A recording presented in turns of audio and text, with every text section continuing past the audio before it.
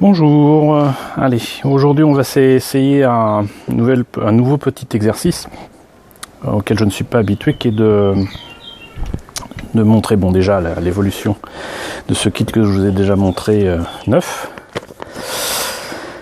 qui est donc le Power GM Cardigan, et dont j'ai prépeint un petit peu à la bombe les pièces directement sur les grappes.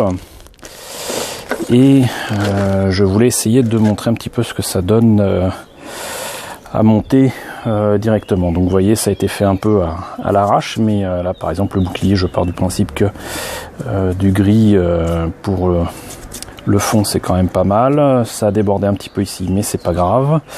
À l'intérieur des pièces aussi, du noir ou du gris, pareil ici. Donc là on a les deux boucliers. Inutile de peindre évidemment les pièces transparentes, quelques pièces ici, là aussi, où la couleur a un petit peu débordé.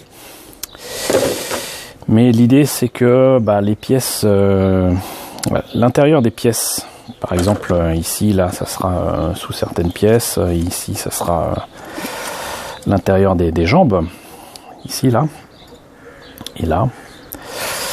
Ces pièces-là seront difficilement accessibles une fois que le modèle sera monté. Qui plus est, j'aime bien aussi avoir des kits avec un aspect quand même mat.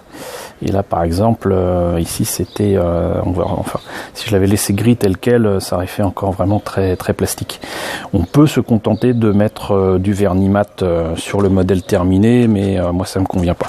Bon, la seule partie que je n'ai pas faite, c'est celle-ci, parce que le jaune en question, je ne l'ai pas en bombe de peinture.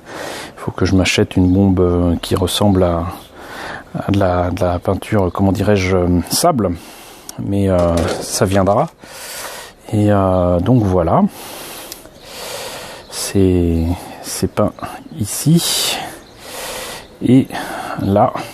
Donc normalement il y a un autre intérêt aussi à peindre l'intérieur des pièces, pas toutes, mais certaines. Par exemple là ça ne sert à rien puisque ça va sur la pièce blanche, mais là non plus parce que ça va sur la jambe, mais le plastique n'est pas forcément totalement opaque. Il faut savoir que donc du coup il est quand même intéressant de peindre en noir ou d'une peinture quelconque l'intérieur des pièces pour éviter que ça passe à travers au niveau de la lumière. Là vous voyez, là je profite de l'éclat du soleil pour montrer que là on voit ici, là, par transparence, l'intérieur des pièces. Donc ça veut dire que si la lumière passe à travers ces pièces là à n'importe quelle occasion, on risque de voir déjà à travers, mais surtout que c'est ce qui donne un peu l'aspect plastique.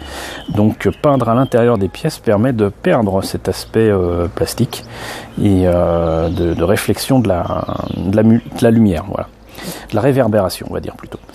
Donc voilà ce qu'il en est pour ces pièces-ci, et je me propose de m'installer pour monter les pièces au fur et à mesure. À très vite.